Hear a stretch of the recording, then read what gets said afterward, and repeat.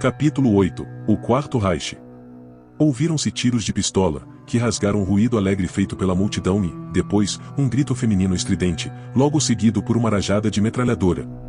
O estalajadeiro gordo tirou uma pequena pistola de debaixo do balcão e correu para a entrada da tenda. Largando a bebida, Artyom saltou do seu lugar e foi atrás dele, pondo a mochila ao ombro e destravando a sua arma, lamentando ao mesmo tempo que o tivessem obrigado a pagar adiantado porque, de outro modo, poderia ter se escapulido sem pagar a conta. As 18 balas que gastara podiam vir a ser-lhe muito úteis mais tarde.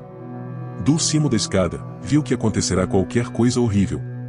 Para descer, teve de forçar a passagem por entre uma multidão de pessoas que pareciam ter enlouquecido e que estavam a atirar-se escada acima. E a pressão tornou-se, de repente, tão intensa que Artyom perguntou a si próprio se precisava mesmo de descer. Mas a curiosidade acabou por levar a melhor. Nas linhas jaziam vários corpos, vestidos com casacos de couro, e, na plataforma, mesmo aos seus pés, jazia uma mulher morta, de cara mergulhada numa poça de sangue bem vermelho e muito brilhante. Artyom passou, rapidamente, por cima dela, tentando não olhar para baixo, escorregou e viu-se quase no chão. Reinava o pânico e havia pessoas meio vestidas a saltarem das suas tendas, olhando histericamente para todos os lados. Um homem ficou para trás, o pé ainda enrodilhado numa perna das calças, e dobrou-se de repente sobre si próprio, agarrado ao estômago, caindo para o lado. Artyom, no entanto, não conseguiu perceber de onde vinha o tiroteio. Os disparos continuam a fazer-se ouvir e homens corpulentos, vestidos de couro, corriam de um lado para o outro, empurrando para o lado mulheres que guinchavam e mercadores assustados. Mas não eram estes que estavam a ser atacados, e eram os próprios bandidos, os que controlavam esta metade de Kitaigoro. E, na plataforma, era difícil perceber quem é que estava a criar esta carnificina. Nessa altura, Artyom percebeu por que motivo não via ninguém. Os atacantes estavam no túnel e era daí que disparavam, aparentemente com medo de aparecerem num espaço aberto. Com isto, a situação alterava-se. E já não havia tempo para pensar, os atacantes subiriam a plataforma quando sentissem que já não havia mais resistência. E ele precisava de se retirar daquela entrada o mais depressa possível. Com isso em mente, começou a correr, segurando com força a metralhadora, olhando de vez em quando por cima do ombro. O eco dos tiros, que pareciam trovões e que ressoavam nas arcadas, tornava difícil perceber de que túnel estavam a sair as balas, do direito ou do esquerdo. Finalmente, Artyom distinguiu silhuetas camufladas na entrada do túnel da esquerda. Mas, em vez de rostos, viu escuridão e sentiu um arrepio de frio. E só passados alguns momentos é que se lembrou de que os escuros que tentavam invadir VDNKH não dispunham de armas de fogo nem de roupas. E estes atacantes estavam mascarados, com os rostos cobertos por passamontanhas dos que se podiam comprar em qualquer mercado que vendesse armas, se até ofereciam um, como brinde, a quem comprasse uma AK-47.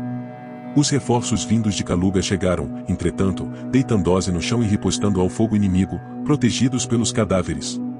Podia-se ver como partiam as placas de contraplacado das janelas das carruagens, criando posições escondidas para instalarem as suas metralhadoras. Agora, chegava a vez da artilharia pesada. Olhando para cima, Artyom conseguiu ver a tabuleta de plástico, com os nomes das estações, que estava no meio do átrio. O ataque vinha da direção de Tretyakovskaya, o que significava que essa via estava cortada.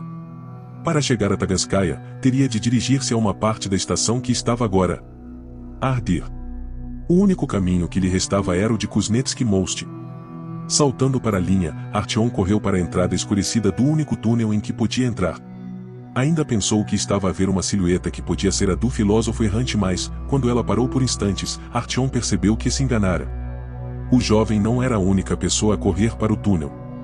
Quase metade das pessoas que estavam a tentar fugir dirigia-se também para o mesmo local. A passagem ressoava com gritos de medo e uma pessoa estava a soluçar histericamente. As luzes das lanternas acendiam-se aqui e ali e até se via uma chama acesa, a cintilar. Cada um iluminava a linha a pensar só em si.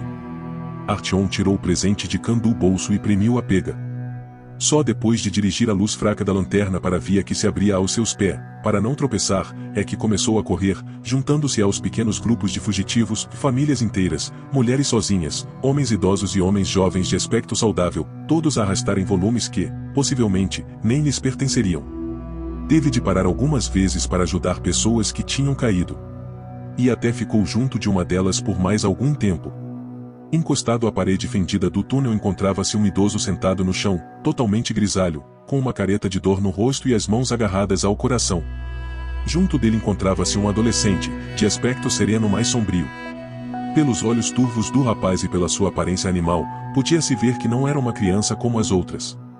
Artyom sentiu um aperto na alma e, ao olhar para o estranho par, ficou imóvel, apesar de estar cheio de pressa para continuar o seu caminho e de se amaldiçoar de cada vez que deparava com obstáculos.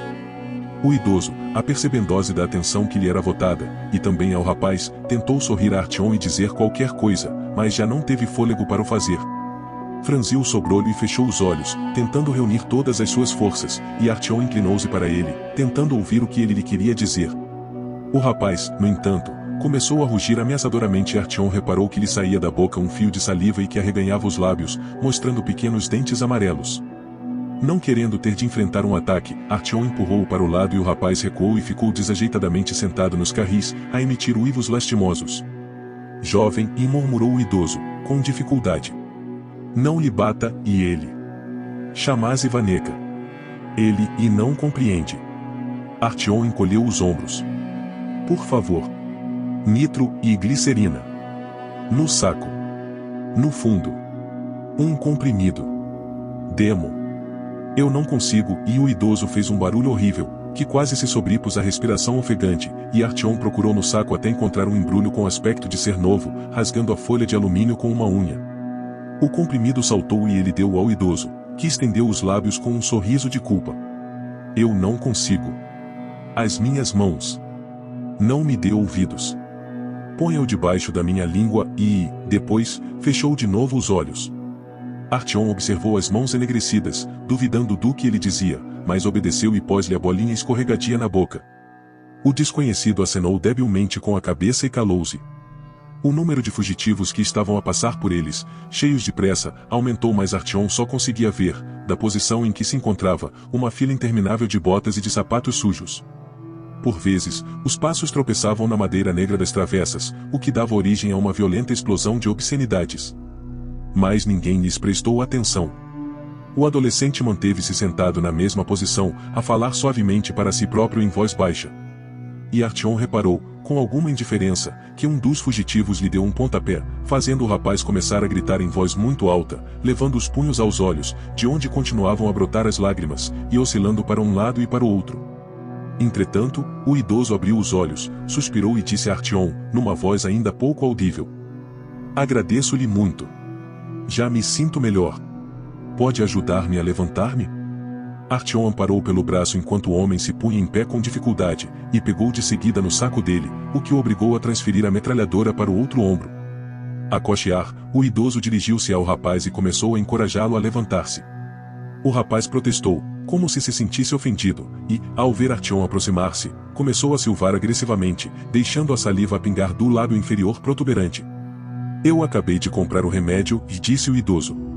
Aliás, eu vim cá, a esta estação tão longínqua, de propósito para isto, sabe? Ninguém traz o remédio para o sítio onde vivemos, também não há ninguém que o peça e eu já não tinha mais nenhum, tive de tomar o último comprimido quando vinha para cá e não nos quiseram deixar atravessar Pushinskaya.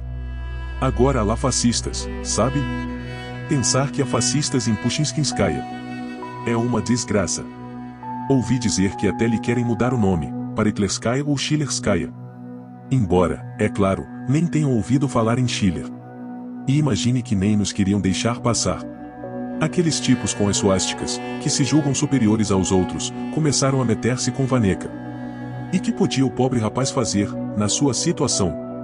Eu fiquei muito preocupado, o meu coração começou a ressentir-se e só então é que nos deixaram passar. Que estava eu a dizer? Ah, sim. Eu até escondi o remédio no fundo do meu saco, não fosse dar-se o caso de alguém nos querer revistar e depois também querer fazer-nos perguntas. Sabe como é? Podiam ficar com uma ideia errada porque nem toda a gente sabe que tipo de remédio é este. De repente, começaram aos tiros. Eu fugi o mais depressa que pude e até tive de arrastar Vaneka porque ele tinha visto petadas de carne de galinha e não queria vir. E senti o aperto no coração, embora ainda fraco, pensei que talvez me passasse e que não precisasse já de tomar o remédio, que vale o seu peso em ouro, claro, mas percebi depois que não me aguentaria. E quando ia buscar o comprimido fui-me abaixo. Ivaneka. Ele não percebe as coisas e eu tenho estado a tentar ensinar-lhe, há muito tempo, a dar meu remédio se eu não me sentir bem, mas ele não consegue compreender e até os com ou tira outra coisa do saco, para me dar. Eu agradeço-lhe, sorrio-lhe e ele sorri para mim, com tanta alegria e a dar gritos de felicidade. Que Deus impeça que me aconteça alguma coisa. Não há ninguém que possa tomar conta dele e eu nem consigo imaginar o que poderá acontecer-lhe. O idoso falava sem cessar, como se quisesse cair nas boas graças de Artyom, fitando-o diretamente nos olhos, e Artyom sentiu-se muito incomodado, sem perceber por quê. O idoso cocheava e, apesar de ele estar a esforçar-se para conseguir deslocar-se, Artyom começou a pensar que estavam a andar muito devagar, vendo os fugitivos a ultrapassá-los e eles a ficarem para trás. Vaneca caminhava, com passos desajeitados, ao lado direito do idoso, agarrado à mão dele. O rosto apresentava, de novo, a mesma expressão de serenidade. De vez em quando, estendia a mão direita e balbuciava, excitado, apontando para os objetos abandonados, ou deixados cair ao longo da linha pelos que fugiam da estação, e para a escuridão que se adensava à frente deles. Desculpe, jovem, mas qual é o seu nome? É que temos estado a falar e ainda nem nos apresentamos. Artyom. Tenho muito gosto em conhecê-lo. O meu nome é Mikhail Porfirievich. Porfirievich, é isso. Ao meu pai chamavam Porfiri, que é um nome invulgar e na era soviética até houve várias organizações que o questionaram por causa disso, porque a moda era ter nomes como Vladimir ou Stalin. E é de onde, Artyom? VDNKH? Bem, eu e Vaneca somos de Barricadnaia, mas eu já lá vivi uma vez. O idoso fez um sorriso envergonhado. Sabe que havia em Barricadnaia um edifício enorme mesmo. Junto do metrô. Mas, possivelmente, nem se lembra dos edifícios da superfície, pois não? Que idade tem, se posso perguntar? Bem, é claro que isso não é importante. Eu tive um apartamento pequeno nesse arranha-céus, 2 divisões num andar alto com uma vista maravilhosa para o centro da cidade. A casa não era grande, mas era muito confortável, sabe? O chão era, obviamente, de madeira de carvalho e, como em todas as outras casas, havia um fogão a gás. Meu Deus, lembro-me bem de como era tão confortável. Um fogão a gás. E, nessa altura, ninguém os queria para nada. O que queriam era fogões elétricos, mas nem todos os conseguiam arranjar. À entrada, havia uma reprodução de um quadro de Tintoretto, com uma bonita moldura com banho de ouro, que maravilha que era! A cama era sério, com almofadas e lençóis sempre lavados, e havia uma secretária com um candeeiro que tinha uma luz muito brilhante. Mas o mais importante eram as prateleiras, à altura do teto. O meu pai deixou-me uma grande biblioteca e eu também fui juntando muitos livros. Ah, mas por que motivo é que estou a contar-lhe isto tudo? Possivelmente nem lhe interessam estas divagações de um velho. E, no entanto, mesmo hoje em dia, eu lembro-me, sabe? E tenho saudades dessas coisas, em especial da secretária e dos livros, e mais recentemente, da cama. Aqui não há esses luxos, mas nós tínhamos essas camas de madeira, que eram feitas à mão, mas às vezes até dormíamos em cobertores no chão. Mas isso não é nada, o que é importante é o que aqui temos. O idoso apontou para o coração. O que é importante é o que se passa dentro de nós e não fora. O que é importante é que na cabeça se mantenha sempre a mesma coisa e que se lixem as condições e desculpe a linguagem. Mas sabe que a cama. Especialmente.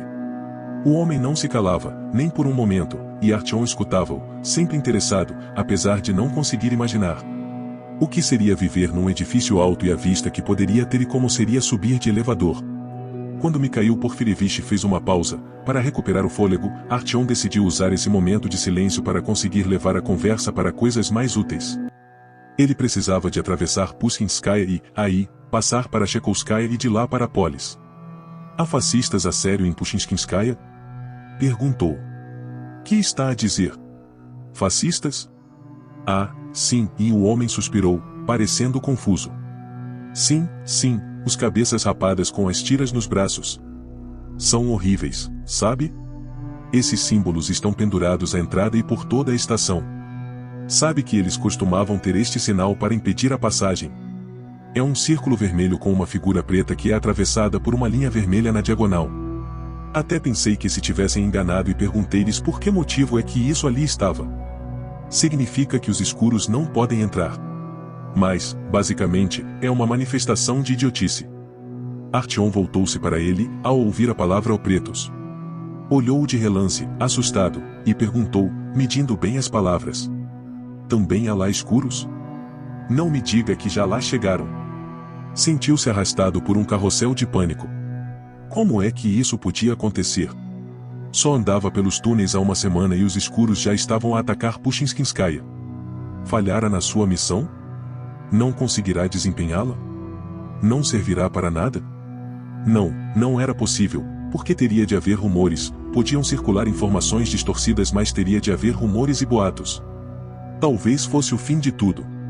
Mikhail Porfirievich olhou de soslaio para Artyom e, distanciando-se um pouco, perguntou-lhe, em voz baixa. E você? A que ideologia aderiu? Eu? A nenhuma, e Artyom hesitou. Por quê? E o que pensa das outras nacionalidades? Dos caucasianos, por exemplo? Que tem os caucasianos a ver com isso? Artyom sentiu-se intrigado. Eu sei pouco sobre nacionalidades. Havia os franceses ou os alemães ou os americanos. Mas acho que não sobraram nenhuns. Quanto aos caucasianos, para ser sincero, acho que não conheço nenhum, e acrescentou, estranhando a conversa.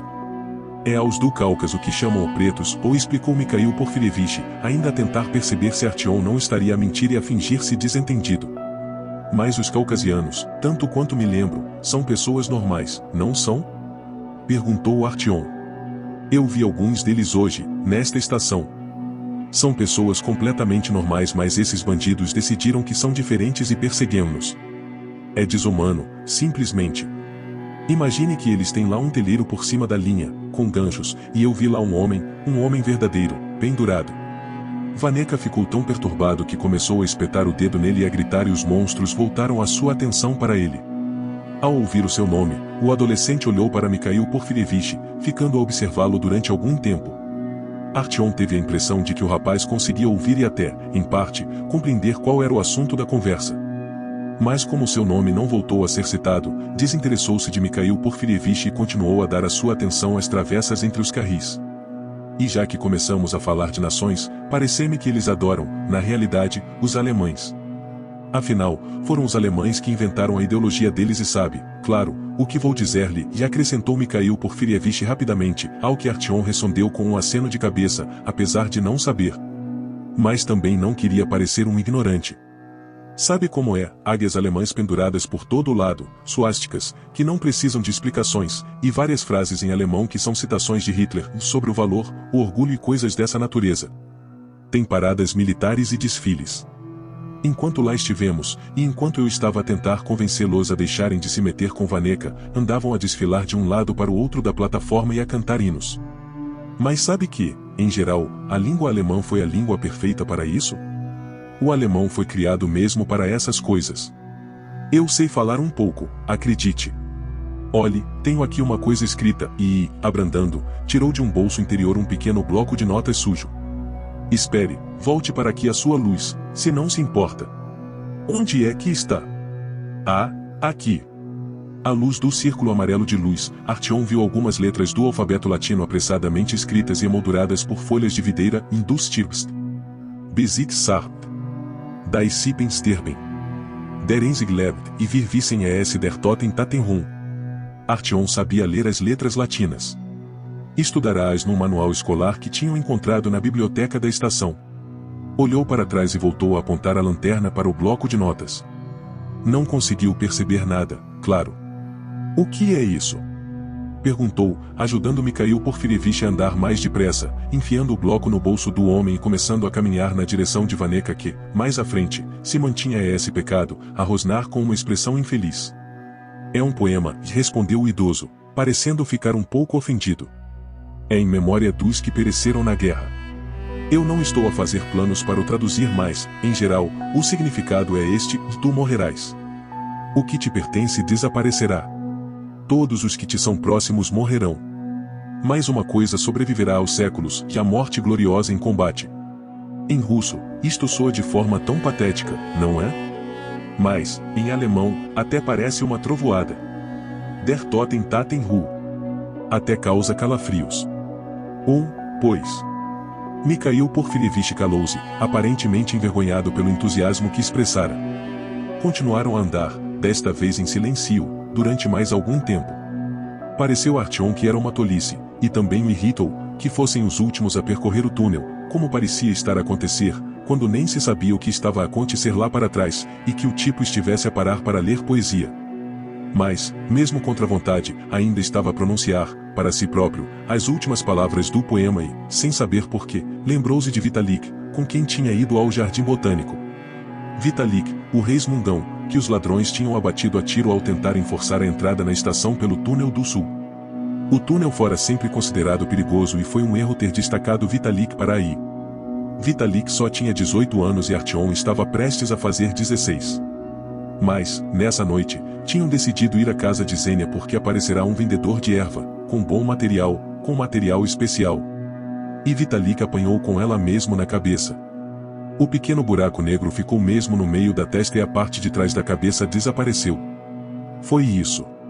Tu morrerás. Sem saber porquê, vejo-lhe a memória a conversa entre o padrasto e o caçador, em especial quando Sukhoi lhe pusera a hipótese de nada existir à superfície. Portanto, morre-se para quê? Morre-se e mais nada. Nada. Nada resta. Pode haver alguém que ainda se lembre de nós por algum tempo, depois disso, mas não por muito tempo. As pessoas que te são próximas também morrerão. Não era assim? Artyom sentiu um arrepio. E quando Mikhail Porfirievich quebrou o silêncio, Artyom ficou satisfeito por ouvi-lo. Irá, por acaso, pelo mesmo caminho que nós? Ou vai só até Pushkinskaya? Tenciona sair aí? Da linha, quero eu dizer. É que eu não recomendaria que o fizesse, Artyom. Não imagina o que lá se passa. Quererá ir conosco até Barricadnaia? Teria muito gosto em poder conversar consigo durante a nossa viagem. Artyom fez um aceno de cabeça, que nada significava, e murmurou algumas palavras que não o comprometiam e não podia falar sobre o objetivo da sua jornada com a primeira pessoa que encontrasse pelo caminho, mesmo que essa pessoa fosse um inofensivo ancião. Mikhail Porfirievich calou-se, sem obter respostas para as suas perguntas. Continuaram a andar em silêncio por mais algum tempo. Atrás deles parecia também reinar a calma e Artyom começou a descontrair-se. À distância avistou luzes que brilhavam, de início debilmente mas, depois, com cada vez maior intensidade. Estavam a aproximar-se de Kuznetsky Most. Artyom nada sabia sobre o que lá se passava e decidiu, por isso, esconder a pequena metralhadora. Depois de embrulhar no colete, enfiou-a bem fundo na mochila. Kuznetsky Most era uma estação habitada, com um único posto de controlo reforçado a cerca de 50 metros antes da entrada e bem no meio da linha. O posto de controlo possuía um holofote, que estava nesse momento desligado por não ser necessário, e um ninho de metralhadoras. A metralhadora que aí se encontrava estava tapada mas, junto dela, sentava-se um homem muito gordo, vestido com um velho uniforme verde. Ia comendo uma espécie de puré, de uma gamela militar amolgada. No posto de controlo estavam mais dois homens com uniformes iguais, que tinham ao ombro metralhadoras que pareciam já não estar em muito bom estado, a examinar os documentos dos que vinham do túnel. À frente deles havia uma pequena fila com todos os fugitivos chegados de Kitaigorod que haviam passado à frente de Artyom, enquanto ele andava mais devagar com Mikhail Porfirievich e Ivaneka. As pessoas eram deixadas entrar lentamente com grande relutância. Um homem fora rejeitado e estava sentado a um canto, com ar de desânimo, sem saber o que fazer e tentando aproximar-se dos guardas de vez em quando e depois afastado por eles, que iam chamando as pessoas que se encontravam na fila. Cada um dos recém-chegados era revistado ao pormenor e os três viajantes puderam ver como um homem, em cuja posse foi encontrada uma pistola Makarov que não declarara, foi afastado da fila e, ao tentar discutir, foi amarrado e levado pelos guardas. Artyom sentiu um remoinho dentro de si e percebeu que o esperavam problemas. Mikhail Porfirievich olhou para ele, surpreendido, e Artyom sussurrou-lhe que estava armado mas o seu companheiro limitou-se a acenar com a cabeça, prometendo-lhe que tudo correria bem. Artyom não desconfiava dele mas pensou que seria bastante interessante ver como é que Mikhail Porfirievich iria resolver o assunto. O idoso fez um sorriso enigmático. Chegou a vez deles, finalmente.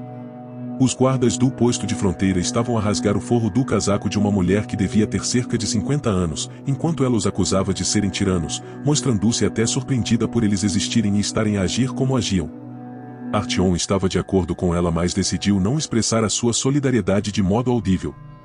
Terminada a pesquisa, o guarda, com um assobio de satisfação, retirou várias granadas do casaco sujo da mulher e pediu-lhe que se explicasse. Artyom teve a certeza de que a mulher ia contar uma história comovente sobre o neto, que precisaria dessas coisas para trabalhar. Porque o neto trabalharia como soldador e uma parte do que haviam descoberto só podia ser equipamento de soldar. Ou diria que tinha encontrado as granadas pelo caminho e que estava a pensar, como foi o caso, entregá-las às autoridades. Mas o que aconteceu foi que ela recuou e, silvando como uma cobra, soltou uma maldição e correu de regresso ao túnel, apressando-se a ir esconder-se na escuridão. O artilheiro pousou a tigela com comida e deitou a mão à metralhadora, mas um dos dois guardas, o que parecia ser o mais velho, travou-o com um gesto. O gordo suspirou, decepcionado, e voltou à sua refeição, enquanto Mikhail Porfirievich dava um passo em frente, com o passaporte na mão. Foi surpreendente, mas o guarda mais velho, sem nenhum problema de consciência e depois de ter revirado a mochila da mulher que parecia completamente inofensiva, limitou-se a folhear o bloco de notas do idoso e não prestou nenhuma atenção a Vaneca, como se ele nem existisse. Chegou depois a vez de Artyom. Entregou os documentos ao guarda mais magro, de bigode, e o homem começou a inspecionar meticulosamente cada página, iluminando as marcas dos carimbos com a lanterna durante bastante tempo. O guarda comparou também os traços fisionômicos de Artyom com os da fotografia, pelo menos por 5 vezes, expressando visivelmente as suas dúvidas, enquanto Artyom lhe oferecia um sorriso amigável e tentava mostrar que era inocência personificada. Por que é que o seu passaporte é do modelo soviético? Perguntou o guarda, finalmente, com uma voz tensa, sem saber a que mais poderia objetar. Eu era pequeno quando começaram a faltar os verdadeiros. E o nosso governo corrigiu a situação com o primeiro formulário que conseguiu arranjar. Não é válido, retorquiu o homem, de sobrolho carregado. Abra a mochila. Se ele der pela metralhadora, pensou Artyom, terei de fugir para o túnel. Ou então, Tirama. Limpou o suor da testa. Mikhail Porfirievich dirigiu-se ao guarda e, de muito perto, sussurrou-lhe. Konstantin Alexeyevich, compreenda que este jovem é meu amigo. É um jovem muito decente. Dou-lhe a minha garantia pessoal. O guarda abriu a mochila de Artyom e meteu uma mão lá dentro. Artyom ficou paralisado. Mas, de seguida, disse o guarda. 5. E enquanto Artyom tentava perceber o significado do que ele dissera, o idoso tirou um punhado de balas do bolso e, contando 5, enfiou-as no saco entreaberto que o guarda tinha no cinto. Mas a mão de Konstantin Alexeyevich continuou a remexer no interior da mochila de Artyom e, aparentemente, aconteceu o pior porque, de repente, o rosto ganhou uma expressão de grande curiosidade. E Artyom sentiu o coração a cair por um precipício e fechou os olhos. 15, tornou o guarda, sem alterar a sua expressão. Acenando com a cabeça, Artyom contou mais 10 balas e despejou-as no mesmo saco. Nenhum músculo se mexeu no rosto do guarda. Limitou-se a dar um passo para o lado e a abrir-lhes o caminho para Kuznetsky Most. Admirado com o autodomínio de aço do guarda, Artyom avançou. Os 15 minutos que se seguiram foram passados a negociar com Mikhail Porfirievich, que se recusou, teimosamente, a aceitar 5 balas que Artyom lhe quis dar, garantindo-lhe que a dívida que tinha para com ele era muito superior a isso. A estação de Kuznetsky Most não era muito diferente das que Artyom já tinha conseguido ver, até este ponto da sua viagem. Tinha o mesmo revestimento de mármore nas paredes e o mesmo chão de granito, mas as arcadas eram invulgarmente altas e largas, dando origem a uma sensação invulgar de amplitude. Mas o mais surpreendente era o fato de em cada uma das linhas se encontrarem comboios completos, inacreditavelmente compridos e tão grandes que ocupavam quase todo o espaço disponível na estação. As janelas estavam iluminadas por uma luz quente que brilhava por trás de cortinas de várias cores e as portas estavam abertas, em sinal de boas-vindas.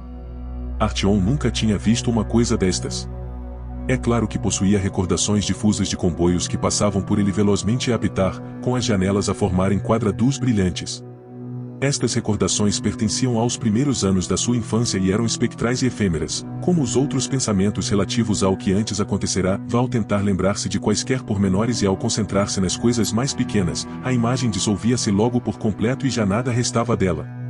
Mas, em adulto, conseguirá ver o comboio que ficará encurralado na entrada do túnel de Rizhskaya e algumas carruagens em Kitaigorod e em Prospect Mira. Artyom ficou imóvel, fascinado, a observar o comboio, contando as carruagens que pareciam dissolver-se na neblina existente na outra extremidade da plataforma, perto da entrada para a linha vermelha. Aí pendia do teto uma bandeira vermelha de algodão, arrancada à escuridão por um círculo bem visível de luzes elétricas, e debaixo dela, havia 2 artilheiros com metralhadoras, com uniformes e boné verdes, que, à distância, pareciam muito compostos, como se fossem soldados de brincar. Artyom tivera 3 figuras de soldados quando vivia com a mãe. Um era o comandante, com uma pistola que estava ligada ao coldre por um fio. Estava a gritar qualquer coisa e a olhar para trás, provavelmente a ordenar aos seus homens que o seguissem para a batalha. Os outros 2 pertenceriam, possivelmente, a coleções diferentes e Artyom não conseguia brincar com eles. O comandante estava a lançar-se à batalha, mas os outros 2 estavam imóveis, como os 2 guardas da fronteira da linha vermelha, e era evidente que não iam entrar na batalha. Era estranho como se lembrava tão bem desses guardas, e no entanto, não conseguia lembrar-se da face da mãe. A estação de Kuznetsky Most estava relativamente bem organizada. A luz, tal como na estação de VDNKH, provinha das luzes de emergência existentes ao longo do teto, presas a uma misteriosa construção de metal que devia ter servido, em tempos, para iluminar toda a estação. E, além dos comboios, nada havia de interessante em Kuznetsky Most. Ouvi falar muitas vezes dos muitos sítios bonitos que há no metrô, mas, pelo que vou vendo, são quase todos semelhantes, disse Artyom, partilhando a sua decepção com Mikhail Porfirievich. Então, jovem, há sítios tão bonitos que você nem acreditaria se os visse. A Komsomolskaya, no Círculo, que é um verdadeiro palácio. O idoso começou, acaloradamente, a tentar convencê-lo. Existe lá um enorme painel num teto, sabia? Representa Lenin e outros disparates, é verdade, mas... Oh, que estou eu a dizer? Calou-se, por um instante, reduzindo depois a sua voz a um murmúrio. Esta estação está cheia de agentes secretos da linha de Sokolnicheskaya, quer dizer, da linha vermelha. Desculpe, mas eu continuo a chamar as coisas pelos seus nomes antigos. Aqui, temos de andar calados. O governo local parece ser independente, mas não quer entrar em conflito com os vermelhos, e por isso, se eles lhes disserem para entregarem alguém, e eles limitam-se a fazê-lo. Já para não falar nos assassinatos, que acrescentou, baixinho, olhando timidamente para todos os lados. Bem, vamos arranjar qualquer sítio para descansarmos. Para ser sincero, estou terrivelmente cansado e acho que você também já mal se aguenta em pé, em minha opinião, claro. Vamos passar cá a noite e depois continuamos. Artyom acenou afirmativamente com a cabeça. O dia parecerá-lhe, de fato, nunca mais acabar e, com a pressão em que tinha andado, precisava mesmo de descansar. Sem tirar os olhos do comboio e suspirando de inveja, Artyom seguiu Mikhail Porfirievich. Das carruagens saíam risos alegres e fragmentos de conversas, e numa das portas, estava um homem de aspecto cansado, talvez do trabalho, a fumar um cigarro e a conversar, calmamente, sobre os acontecimentos do dia. À volta de uma mesa sentavam-se algumas mulheres mais velhas, a beberem chá à luz de uma pequena lâmpada suspensa de um fio, enquanto um grupo de crianças corria alegremente de um lado para o outro. A cena pareceu fora do normal a Artyom. Em VDNKH, a situação era sempre muito tensa e as pessoas estavam habitualmente apostos para o que pudesse acontecer. Mas, sim, as pessoas juntavam-se ao anoitecer com os seus amigos na tenda de qualquer um deles, mas não era nada que se parecesse com isto, de portas abertas, à vista de toda a gente, com as pessoas a visitarem-se e crianças por todo o lado. Havia demasiada felicidade nesta estação. De que é que vivem, aqui? Perguntou Artyom, sem se conter, juntando-se ao idoso, que se adiantara. O quê? Não sabe? Retorquiu Mikhail Porfirievich, num tom surpreendido mais cortês. Estamos em Kuznetsky Most. É onde se encontram os melhores técnicos do metrô, verdadeiros mestres. As pessoas vêm de todo o lado para eles repararem as suas coisas, da linha de Sokolnicheskaya e até do Círculo. E eles prosperam e prosperam. Como seria bom viver aqui? O idoso suspirou, sonhadoramente. Mas eles são muito rígidos quanto a isso. Artyom ainda teve a esperança de que também pudessem dormir numa cama a sério, numa das carruagens. No meio do átrio havia, no entanto, uma fila de grandes tendas, semelhantes àquelas em que viviam, em VDNKH, e a primeira que encontraram apresentava uma inscrição estampada que dizia hotel. Já se alinhavam aí muitos dos fugitivos, mas Mikhail Porfirievich, chamando de lado um dos gerentes, fez tilintar qualquer coisa metálica, murmurou palavras mágicas começadas por o Konstantin Alexeyevich e o problema ficou resolvido. Entramos aqui, disse Portiri, com um gesto convidativo, enquanto Vaneca fazia um dos seus gorgolejos. Na tenda até lhes ofereceram chá sem terem de pagar qualquer valor adicional, e os colchões que estavam no chão eram tão macios que bastava uma pessoa deitar-se neles para já não querer levantar-se. Meio reclinado, Artyom foi soprando para a caneca cheia de chá quente ouvindo, com atenção, o idoso que, esquecendo-se do chá, lhe começou a contar, em tom ardente. Eles mandam em todo o ramal.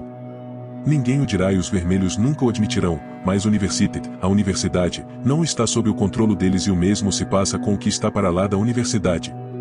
É claro que a linha vermelha continua para a Sportivnaya. Há uma passagem que começa aí. Onde foi antes a estação Leninsky Gori. O nome foi mudado, mas eu ainda me lembro do antigo. Leninsky Gori ficava debaixo de uma ponte. Houve uma explosão na ponte, que se desmoronou sobre o rio e a estação foi inundada e desde essa altura que não há nenhuma comunicação com a universidade.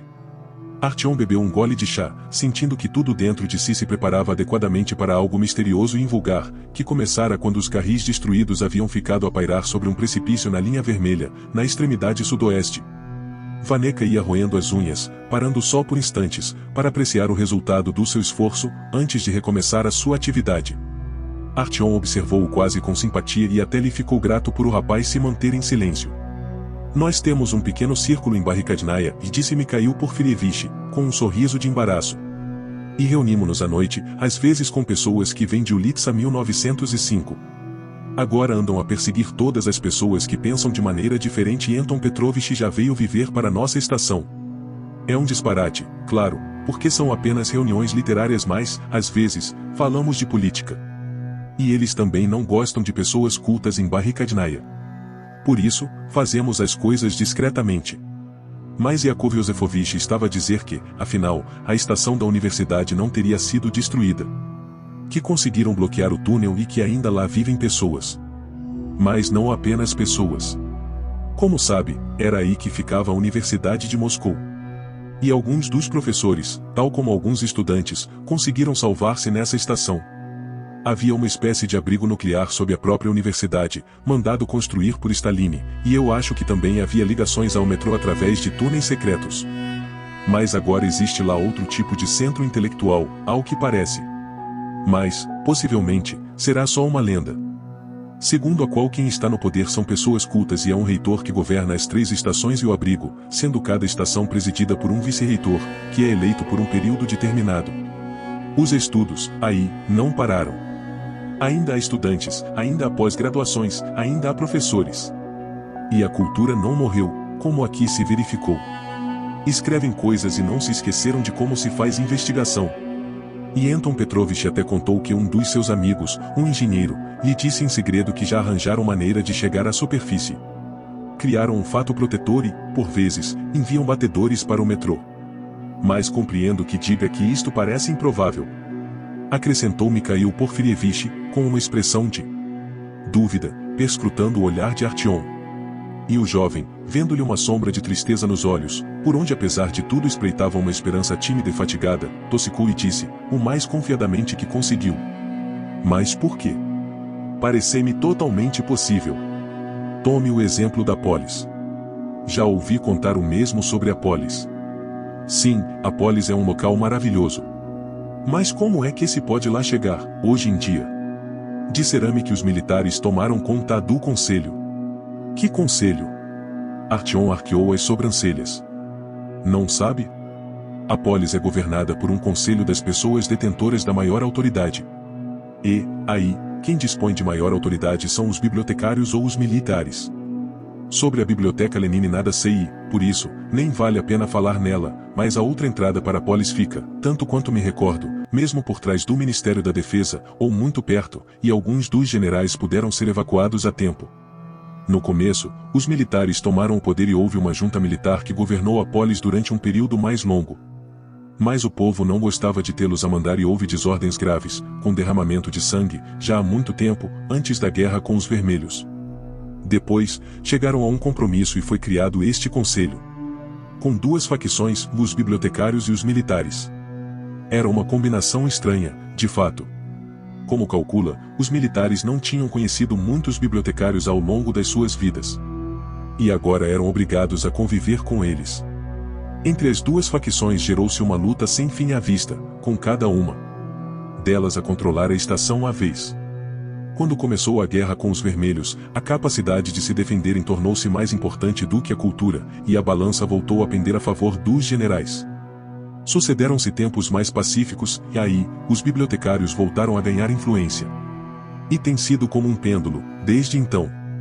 Ouvi dizer, agora, que os militares estão numa posição mais forte e que têm estado a impor a sua disciplina, tendo decretado um recolher obrigatório e todas as alegrias que pode ter o convívio com eles. Mikhail Porfirievich sorriu suavemente. Atravessar essa zona não é mais fácil do que alcançar a cidade Esmeralda. É o que nós chamamos a universidade e as estações que a rodeiam, na brincadeira. É preciso atravessar a linha vermelha ou a Hansa, mas não se consegue passar por aí, como já terá percebido. Em tempos, antes dos fascistas, era possível atravessar Pushkinskaya, a caminho de Chekhovskaya, e depois era só um desvio até Borovitskaya. Não é uma boa opção, claro, mas eu cheguei a fazer esse caminho quando era mais novo. Artyom perguntou-lhe qual era o problema e o idoso respondeu com relutância. É que mesmo no meio da linha há um comboio destruído pelo fogo. Eu não passo lá há muitos anos, por isso, não sei como está agora, mas, nessa altura, podias ver o que restava das pessoas carbonizadas, sentadas ainda nos seus lugares. Era horrível. Não sei como é que isso aconteceu, e até perguntei a alguns amigos meus, porque ninguém consegue encontrar uma explicação. E é difícil passar para o outro lado desse comboio porque o túnel começou a desmoronar-se e os destroços preencheram todo o espaço em redor das carruagens e até dentro delas. Há aí muitas coisas mais e eu teria dificuldade em explicá-las. Sou ateu, em geral, e não acredito nesses disparates místicos, sabe? Aliás, já nem acredito em nada. Estas palavras trouxeram à mente de Artyom a lembrança sombria do ruído que tinha ouvido no túnel e, não se contendo, contou ao seu interlocutor o que acontecerá ao grupo e depois a Bourbon e, após hesitar um pouco, repetiu a explicação que Khan lhe dera. O quê? Que está a dizer? Isso é um disparate completo. Objetou Mikhail Porfirievich, arqueando as sobrancelhas. Eu já ouvi falar disso. Recordasse de eu lhe ter falado de Yakov Yosefovich? Bom, ele é médico e explicou-me que essas alterações na psique ocorrem quando as pessoas estão sujeitas às frequências sonoras mais baixas, que são basicamente inaudíveis. Se não estou enganado, são de cerca de 7 Hz, mas eu tenho uma memória muito má. E este som pode aparecer como resultado de processos naturais como, por exemplo, mudanças tectônicas e coisas dessas. Como é que isso pode ter alguma coisa a ver com os espíritos dos mortos? E nos tubos? Por favor. O idoso era um homem interessante. Artyom estava a ouvir-lhe coisas que nunca ouvirá a ninguém. O homem olhava para o metrô de uma maneira diferente, quase antiquada, que não deixava de ser divertida, e tudo, aparentemente, o atraía para a superfície da Terra. Sentia-se, obviamente, muito desconfortável como se fossem estes os primeiros dias que passava no subsolo. E Artyom, lembrando-se da conversa entre Sukhoi e o caçador, perguntou-lhe: e o que pensa que conseguiremos, alguma vez, regressar à superfície? Conseguiremos sobreviver e voltar lá para cima? Ao fazer a pergunta, arrependeu-se logo. Porque, com ela, era como se estivesse a cortar-lhe os pulsos, obrigando a regressar à sua personalidade mais suave, quase sem vida, suscitando-lhe uma resposta menos afirmativa. Não me parece. Não me parece. Mas havia outras redes de metropolitano em Petersburgo, em Minsk e em Novgorod, e disse Artyom, citando os nomes que aprendera de cor. Mas que não deixavam de ser palavras vazias. Ah, que cidade maravilhosa é Petersburgo! Exclamou Mikhail Porfirievich, iludindo a pergunta, com um suspiro triste. A Catedral de São Isaac. Ou o admira o texto. E o pináculo. Que elegância de linhas, que elegância! E as noites na praça de Alexander Nevsky, e com as pessoas, os sons, as multidões, as gargalhadas, as crianças congelados, moças bonitas. A música. Especialmente no verão. Quase não há bom tempo no verão mais quando acontece. O sol, o céu limpo, azul. E, nessa altura, é fácil voltar a respirar. Os olhos estavam cravados nos de Artyom, mas o que Mikhail Porfirievich estava a ver era algo que se dissolvia num horizonte etéreo, onde as silhuetas majestáticas e translúcidas de edifícios cobertos de poeira se erguiam de um fumo crepuscular, criando no jovem a impressão de que ele próprio os poderia ver se olhasse para trás, seguindo o olhar do seu interlocutor. Depois, o idoso calou-se, suspirou profundamente e Artyom decidiu que não o interromperia mais. Sim, havia outras redes além da de Moscou e talvez as pessoas se tenham refugiado nelas e se tenham salvo. Mas pense nisso, jovem. Mikhail Porfirievich ergueu um dedo magro e ossudo. Quantos anos passaram e nada. De certo que teriam dado por nós, se tivessem vindo procurar-nos. Mas não, acho que não. Concluiu, baixando a cabeça. E depois, passados uns 5 minutos de absoluto silêncio, o idoso suspirou e disse, de modo quase inaudível, mais para si próprio do que para Artyom: Meu Deus, que mundo tão esplêndido que nós destruímos! A tenda voltou a ser invadida pelo silêncio. Vaneca, embalado pelo som da conversa, já estava a dormir, com a boca entreaberta, fungando baixinho às vezes, outra vezes, ganindo como se fosse um cão. Mikhail Porfirievich não disse mais nada e, embora acreditasse que o seu companheiro não estivesse a dormir, Artyom não quis incomodá-lo e, fechando os olhos, tentou adormecer. Pensou que, depois de tudo o que lhe tinha acontecido nesse dia sem fim, mergulharia instantaneamente no sono, mas o tempo foi se arrastando, muito devagar, e ele acordado. O colchão, que pouco antes lhe parecerá tão macio, parecia-lhe agora estar cheio de altos e baixos e Artyom teve de se voltar por várias vezes, antes de conseguir encontrar uma posição confortável. As palavras tristes que ouvirá Mikhail Porfirievich continuavam a ressoar-lhe na cabeça. Não. Também achava que não. Não haveria um regresso às avenidas cintilantes, às grandiosas construções arquitetônicas, às brisas suaves e refrescantes das noites de verão, que nos revolvem o cabelo e que nos acariciam o rosto. Não haveria mais céu e nunca voltaria a ser como o idoso descrevera. Agora, o céu estava a desaparecer, fundindo-se, para sempre, com os tubos apodrecidos dos tetos dos túneis. Mas, antes, o céu tinha sido, e como é que ele o descrevera? Azul. Límpido. O céu era uma matéria estranha, como ele próprio vira já no jardim botânico, coberto de estrelas, de um azul não escuro mais claro, cintilante, feliz. E os edifícios eram realmente enormes, mas o seu volume não os tornava pesados. Não, eram leves, graciosos, como se tivessem sido feitos de ar. Flutuavam, distanciando-se da terra, e os seus contornos dissolviam-se no céu infinito. E eram tantas as pessoas. Artyom nunca tinha visto tanta gente junta, com exceção, talvez, de Kitaigorov, mas aqui ainda eram em maior número, preenchendo todo o espaço vazio entre os edifícios. Corriam de um lado para o outro e, entre elas, havia muitas crianças, que estavam a comer qualquer coisa, possivelmente gelados verdadeiros. Artyom até teve vontade de perguntar a uma delas se podia provar, porque nunca tinha conseguido comer gelado verdadeiro.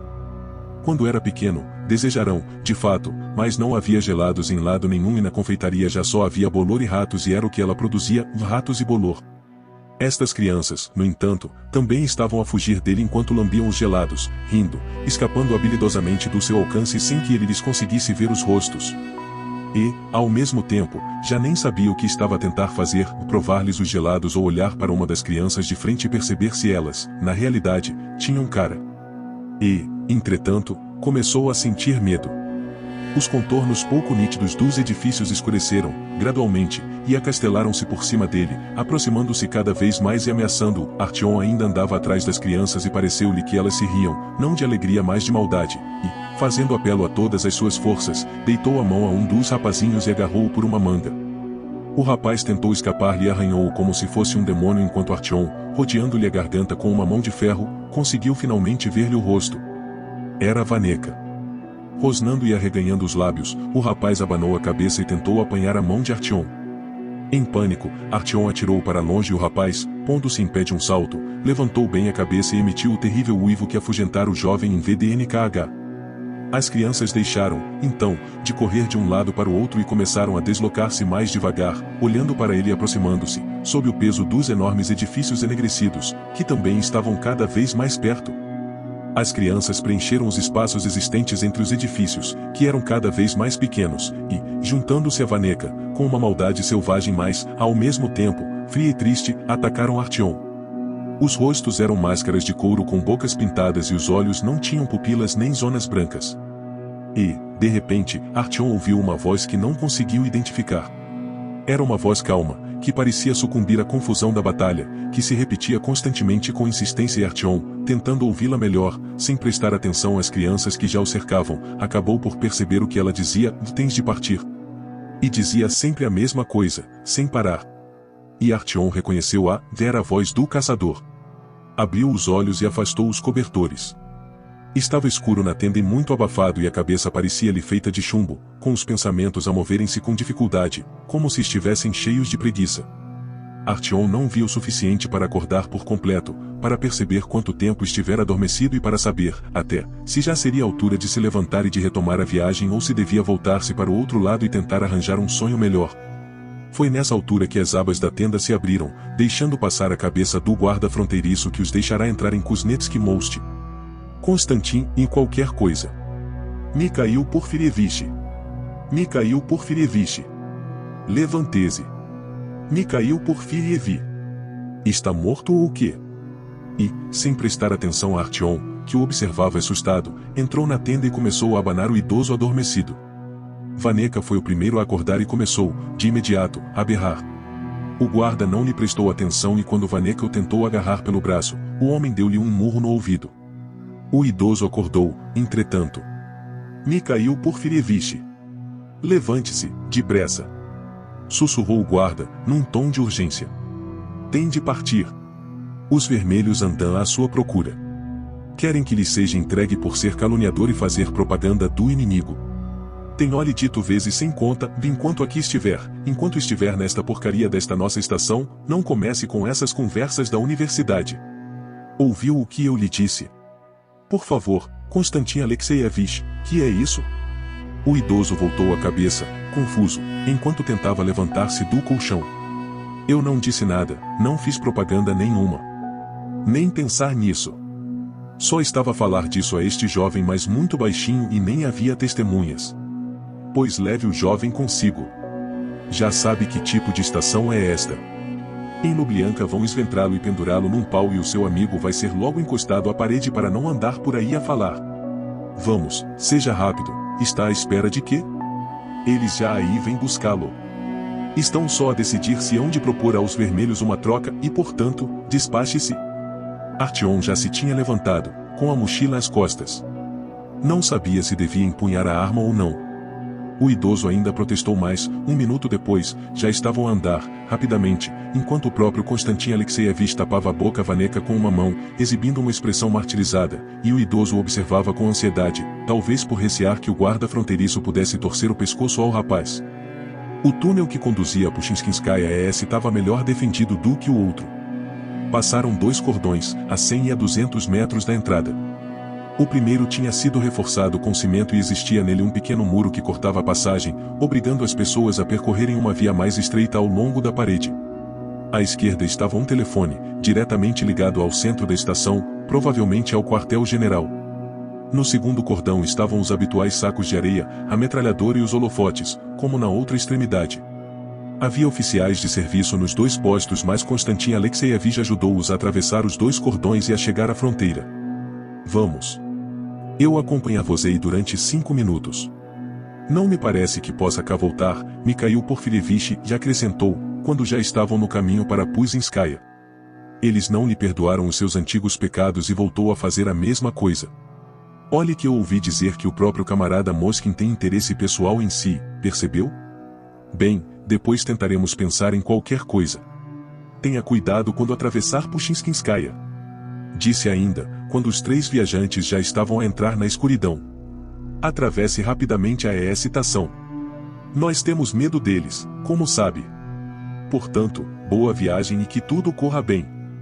Depois destas palavras, e como já não valia a pena correr, os fugitivos abrandaram o passo. O que foi que os fez voltarem-se contra si? Perguntou Artyom, olhando para o idoso com curiosidade. Bom, eu não gosto deles, sabe?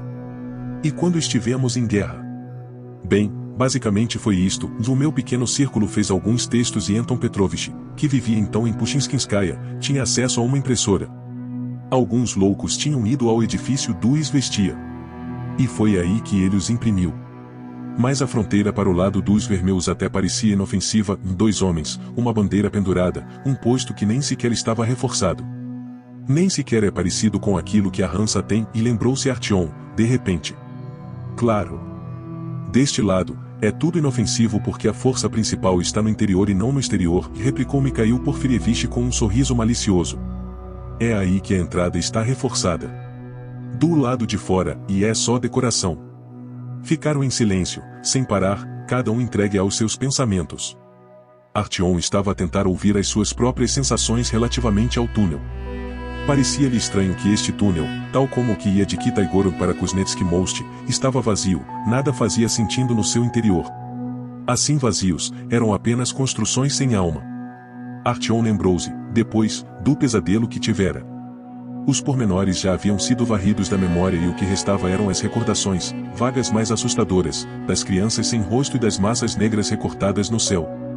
Mas a voz não terminou o pensamento.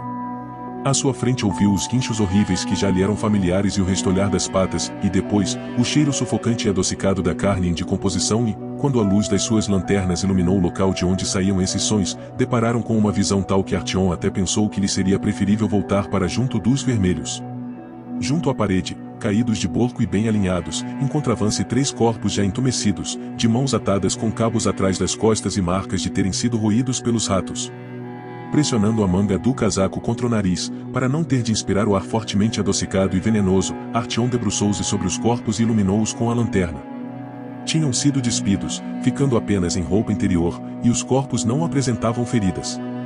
Mas o cabelo, na nuca de cada um deles, estava colado pelo sangue, que coagulara em torno do buraco negro que só uma bala podia fazer. Mesmo na nuca, já apontou Artyom, tentando manter a voz calma apesar de se sentir prestes a vomitar. Mikhail Porfirievich entreabriu a boca e os olhos brilharam-lhe. O que eles são capazes de fazer, meu Deus, o que eles são capazes de fazer?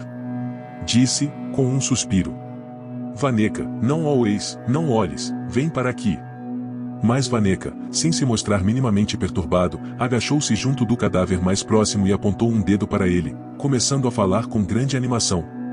O foco da lanterna subiu pela parede e iluminou um pedaço de papel sujo, preso na parede por cima dos mortos mesmo ao nível dos olhos. Nele, estavam pintadas as letras Oviertes Reich, junto ao desenho de uma águia. E o texto restante estava em russo, e nenhum animal preto está autorizado a permanecer a menos de 300 metros do Grande Reich.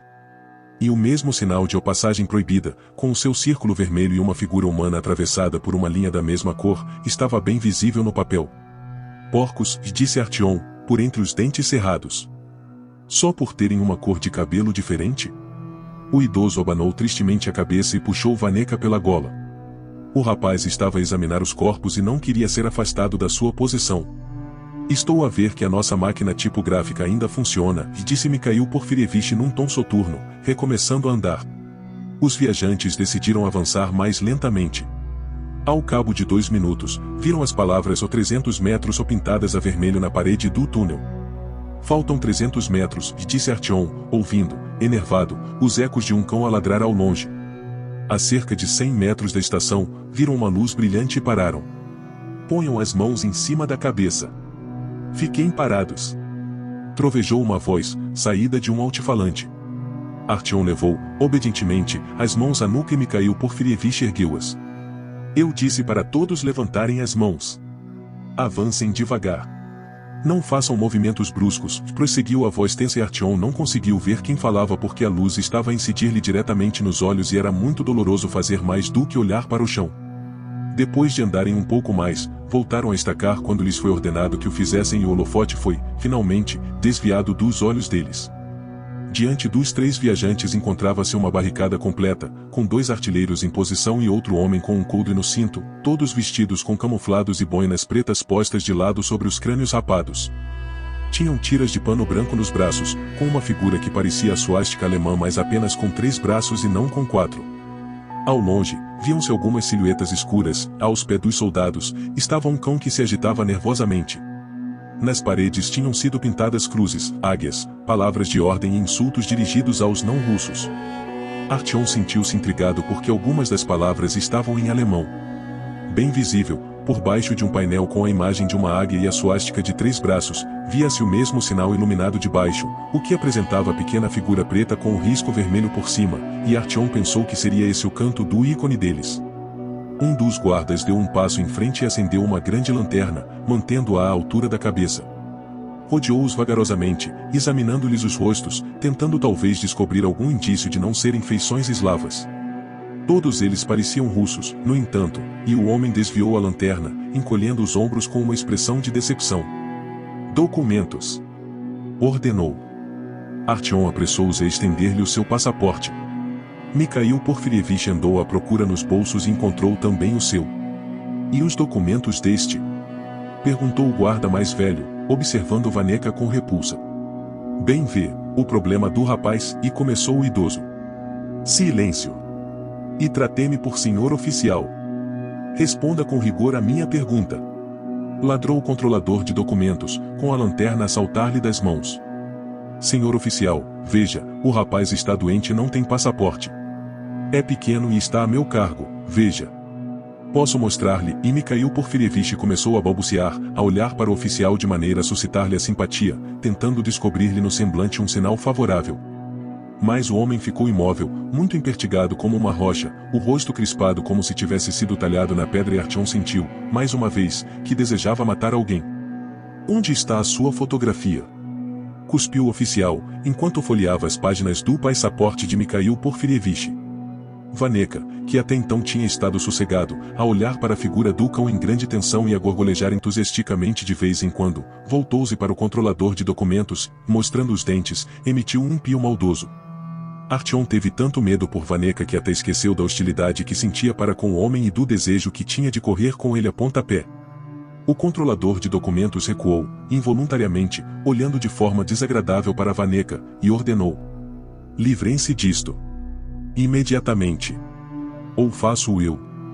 Por favor, perdoe-lhe, senhor oficial, e disse Artyom, surpreendendo-se por estar a falar desta maneira. Ele não compreende o que está a fazer.